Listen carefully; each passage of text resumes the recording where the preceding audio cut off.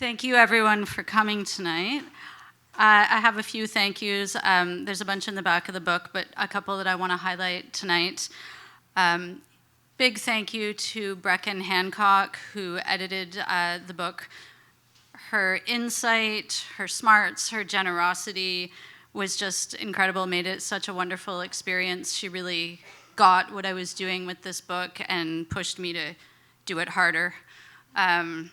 Also, I want to thank Richard Honert, whose image is on the cover from his painting Trust. He has a lot of really cool paintings of animals.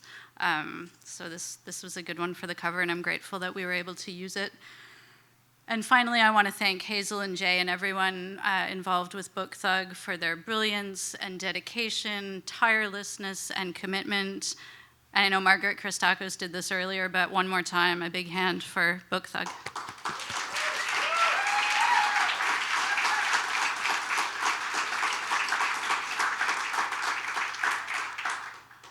So I'm going to read a few poems from the book. I'm going to read a couple of poems that are from poems about dreams that are in the book. All of the dream specimen poems are in 3 parts. The first part is about a dream I had. I have weird dreams, we all do. The second part is based on sort of cheesy internet dream interpretation, which is fun. And then the third section is sort of my interpretation of the dream, then run through some linguistic experiments. So the first one of those I'm going to read is Dream Specimen 23. I was lost in a seething crowd of breeding women who sneered at me. My mother, milk-eyed, the only one to help deliver it like a parcel on a porch. More like a planet, she said, made of lead and slop, that you have to push out, then send back into orbit. A doctor showed me a video of the baby decaying and gray. Transitional phase, fear of responsibility, deteriorating hopes, warning. Rejection of creativity, indifference, self-deception. Gaining significant amounts of weight and choosing inappropriate clothing. Bad timing. Bad luck. Feast of rest, crunch hormone, transplant fellatio, lieutenant to self-starter, semitone to lifespan, renaissance of crinoline, badger tin, washcloth, wallaby, lullaby, cult hotspot, cuckold hospital, galaxy silk, trauma phony, you too are blasphemy. You are too bleak. You bleat. You bleeder.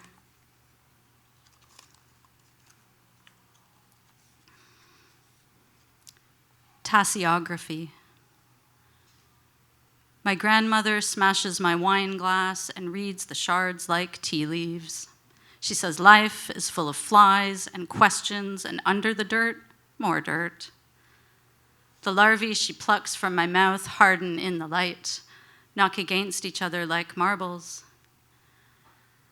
She hands me a sack full of rocks, all named after dead strangers, each painted a different color. Famine, factory, father, firing squad. The glass fragments line up, sweep themselves into a pile, and reassemble back in her fist.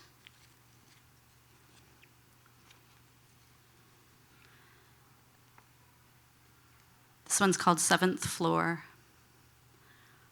I am the newest arrival, still trundling up and down the runway.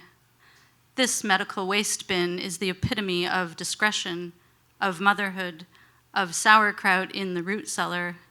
It has adopted me. Here I make new friends fast. What we have in common is our shine and elasticity. We bounce from the backs of orderlies, frog skin stretched to protect our glass-boned toes. My roommate smuggles in a cell phone.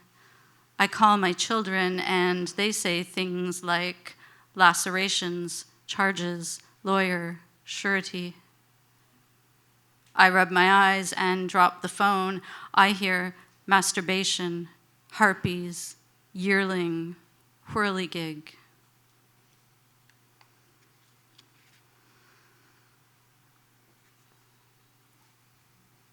Art therapy, and this poem's in the same persona as the previous one.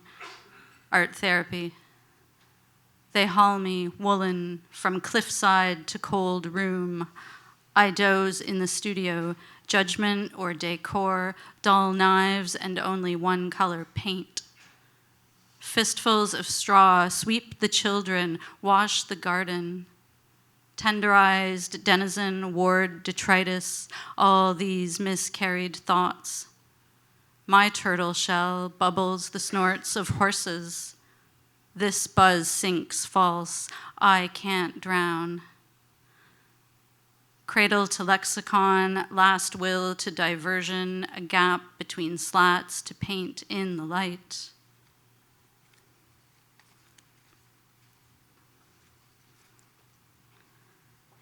It's another of the dream poems, and an earlier version of this one appeared in Rusty Took. Hey, Catherine. Dream Specimen 95. I'm alone in trees as the day dissolves to a bright royal blue, glowing thick and settling on the world like a bomb. I feel free and smile and throw my arms wide like when no one has betrayed you in a really long time. Then a white pickup truck full of 4 bellowing bros hurtles into the clearing, splinters the trees, and crumples right next to me. Posture still perfect, their pale heads ringed with blood like the crowns they thought they already wore. Desire for sexual stimulation, failed transactions with foreign syndicates, problems coming to an end, a demand for better treatment. Beware of false prophets, the 4 horsemen of the apocalypse, a military strategy, a risky person, a lack of respect. Problems with relatives, adding to someone's pain, harboring deep anxieties, denial. Girl of ignore, deflection apostrophe. Tales are question to a curse, handbag a diatribe. Questionnaire to curtain raiser, cover under thick bolts of cloth. Opinions, adoptions, abortions, cellulite. Broadcast fist thrombosis, new tracheas, a threat faucet. Bluff gnats at the door. Tails are quill to customer, box cutters to management, marble suit punishment, clench, horror verbs in an ideology cul-de-sac.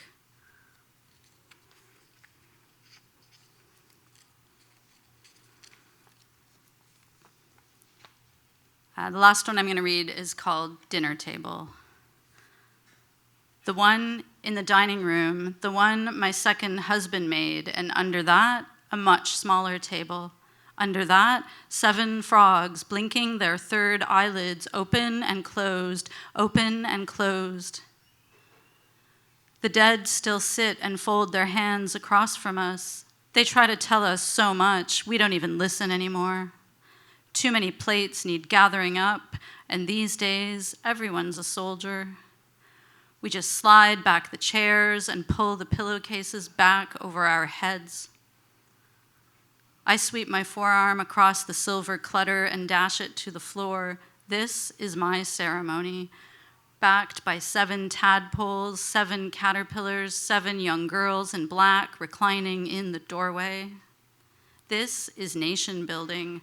I keep a pet grouse on the veranda. Together we tend the cocoons and pour water over those who need it. We peer into the night field and see shapes move, then don't see them. Thank you very much.